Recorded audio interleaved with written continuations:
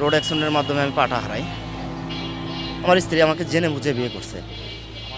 সে একজন সুস্থ মানসিকতা শিক্ষিত একটা মেয়ে। তার সব শখ আল্লাহ মূল্য না দিয়ে আমার মতন একটা মানুষে সে আপন করে নিয়ে সে আমার সাথে আছে। কথাগুলো বলছিলেন সাতক্ষীরার রাজু আহমেদ। 2012 সালে এক মর্মান্তিক সড়ক দুর্ঘটনায় সবকিছু এলোমেলো হয়ে যায় তার।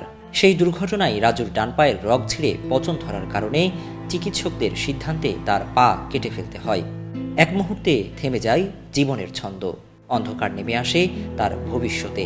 একদিকে চেপে বসে ভালোবাসার মানুষকে হারানোর ভয়, অন্যদিকে স্বাভাবিক জীবনে আর ফিরতে না পারার আক্ষেপ।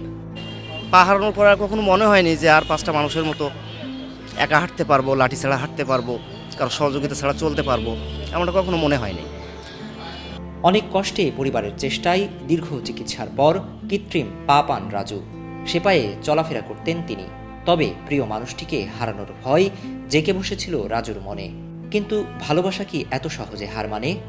স্বামীর পা নেই তা জেনেও পরিবারের বাধা উপেক্ষা করে রাজুকেই বেছে নেন তার স্ত্রী শাকিল আক্তার। বাবা মার সাপোর্ট পাওয়ার পরপরই আমি আমার অ্যাক্সিডেন্টের প্রায় 6 বছর পরে বিয়ে করি। আমার সহধর্মিণী অনেক আন্তরিক। সে আমাকে দেখে শুনে জেনে বুঝেই বিয়ে করছে। তার জীবনে সব শখ আল্লাহ সে বিসর্জন দিয়েছে আমার জন্য। বিয়ের পর স্ত্রী সন্তান নিয়ে ভালোই চলছিল রাজুর জীবন। কিন্তু আবারও হতাশা দানা বাঁধে মনে। প্রায় 10 বছর আগে লাগানো কৃত্রিম পাটি ক্রমেই ভেঙে পড়ছে। এবারও আশার আলো হয়ে তাকে স্বপ্ন দেখালো স্বপ্ন নিয়ে ফাউন্ডেশন। আবারও যে নিজের শক্তিতে হেঁটে চলতে পারবো এটা কখনো ভাবি নাই। কিন্তু আল্লাহর অশেষ রহমতে, মা বাবার দোয়ায়, আপনজনের সহযোগিতায় এখন নিজেকে অনেক স্বাবলম্বী মনে হয়।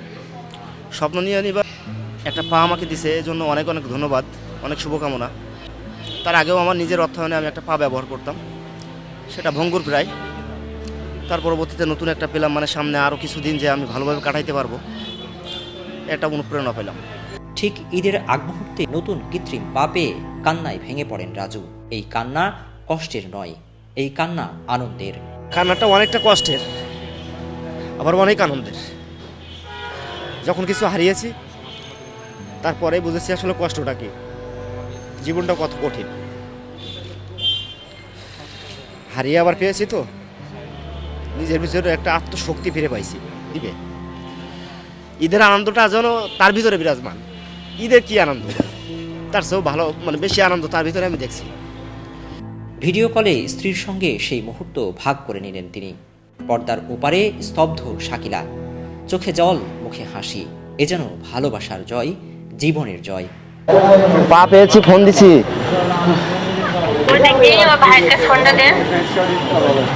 এই যে আমি দেখাচ্ছি।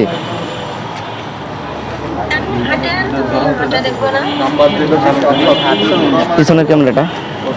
রাজু এখন স্বপ্ন দেখছেন সমাজের বোঝা না হয়ে থেকে জীবনের কঠিন মুহূর্তে হাত ধরে সাহস জোগানো সহযোদ্ধা তার স্ত্রী শাকিলা আর একমাত্র সন্তানকে নিয়ে মাথা উঁচু করে বেঁচে থাকার। মিনহাজুল ইসলাম, যুগান্তর নিউজ, ঢাকা।